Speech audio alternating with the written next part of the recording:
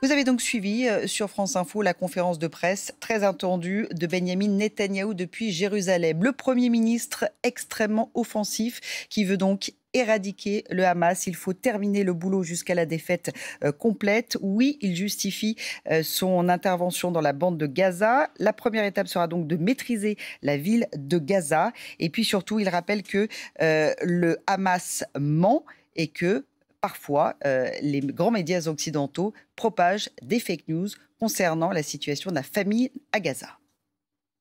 They're begging the world, free us, free us. Notre objectif n'est pas d'occuper Gaza. Notre objectif est de libérer Gaza des terroristes du Hamas. Quand ils auront déposé leurs armes et libéré les otages, Gaza sera démilitarisée.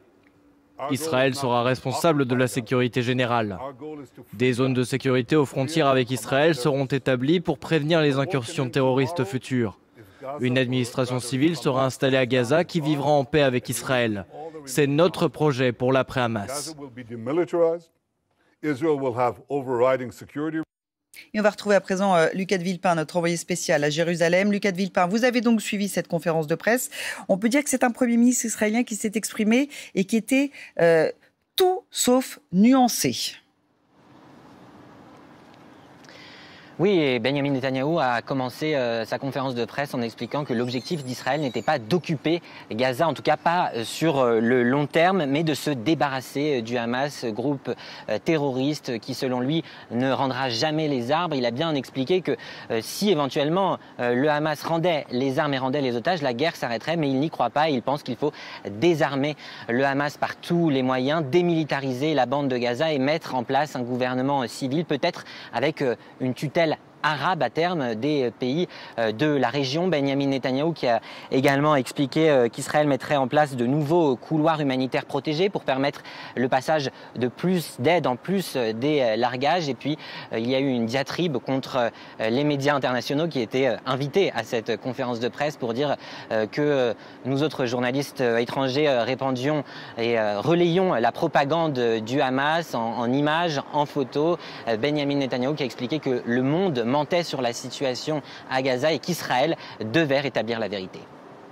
Merci beaucoup Lucas de Villepin. On va rejoindre à présent Maxime Lefebvre, ancien diplomate. Désarmer donc la bande de Gaza, objectif premier de Benyamin Netanyahou. Un Premier ministre israélien qui, on l'a vu, reste hermétique à la pression de la rue, parce qu'hier ils étaient des dizaines de milliers dans les rues de Tel Aviv pour protester contre cette offensive dans la bande de Gaza. Hermétique aussi à son impopularité grandissante. Comment expliquez-vous ce côté inflexible que présente Benyamin Netanyahou au monde ? Il est à la fois motivé effectivement par sa survie politique. Je dirais que c'est assez normal pour un responsable politique de son envergure. Et puis en même temps, il est tout à fait déterminé dans ses objectifs de toujours. C'est-à-dire il place la sécurité d'Israël avant toute chose et les intérêts d'Israël avant toute chose. Et il a abandonné en réalité la perspective d'avancer vers un vrai processus de paix avec les Palestiniens. Donc, effectivement, ce qui s'est passé avec les attentats du 7 octobre fait que, maintenant, il tolérait quelque part l'existence du Hamas qui contrôlait la bande de Gaza depuis qu'Israël l'avait évacué en 2005. Mais après les massacres du 7 octobre, là, l'objectif est passé sur l'éradication totale du Hamas. Évidemment, la question qu'on peut se poser, c'est si Israël ou le gouvernement Netanyahou, peut-être une partie de ses alliés, ne poursuivent pas d'autres objectifs, c'est-à-dire effectivement, éventuellement de recoloniser Gaza,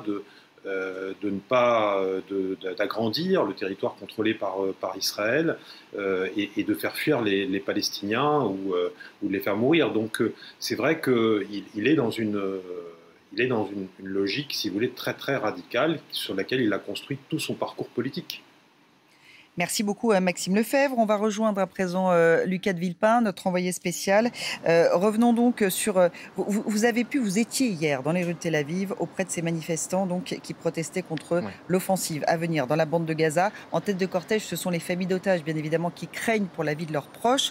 On imagine qu'une fois qu'ils auront eu connaissance de ce qu'il s'est dit lors de cette conférence de presse, ce sera l'inquiétude qui ira forcément croissant. Oui, et ces familles d'otages ont expliqué ce matin, avant cette conférence de presse, qu'il fallait organiser une grève générale en Israël à partir de dimanche.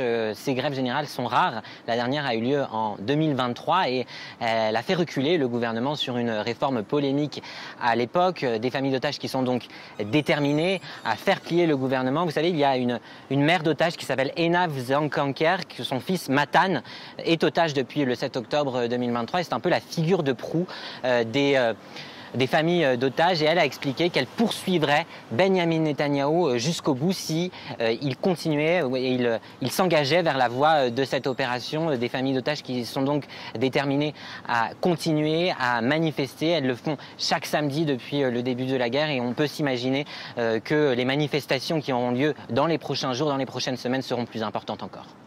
Merci beaucoup Lucas de Villepin. Maxime Lefebvre, que dire des images sur lesquelles s'est appuyé Benyamin Netanyahou?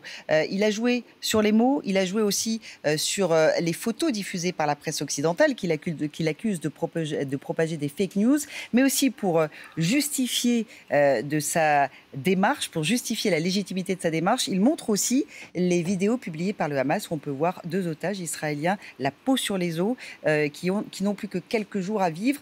Il joue aussi là-dessus. Benyamin Netanyahou, sur le sort de ses otages. Oui, bien sûr. Ces images sont évidemment tout à fait révoltantes. Elles évoquent en plus des images du passé par rapport à ce qu'ont subi les Juifs. Donc ce sont des images évidemment qui servent son argumentation. Et en même temps, il accuse la presse internationale de colporter de fausses images sur des morts à Gaza ou la famine à Gaza. Donc il utilise vraiment les arguments uniquement dans son sens. Voilà, bon, c'est sa politique. Ce qu'il faut évidemment, c'est que l'influence qui est menée, à la fois en termes diplomatiques, et y compris auprès de Donald Trump, parce que c'est le seul qui peut vraiment faire évoluer un peu la position israélienne, et puis également toutes les voix qui s'expriment, y compris au sein même d'Israël, parce qu'heureusement tout le monde ne supporte pas sa politique, eh bien ça puisse progressivement amener à une révision. Parce que c'est vrai que là, on est un peu dans une impasse. Merci beaucoup Maxime Lefebvre pour votre éclairage. Merci d'avoir été avec nous pour débriefer cette conférence de presse de Benyamin Netanyahou. Merci également à Lucas de Villepin qui est à Jérusalem.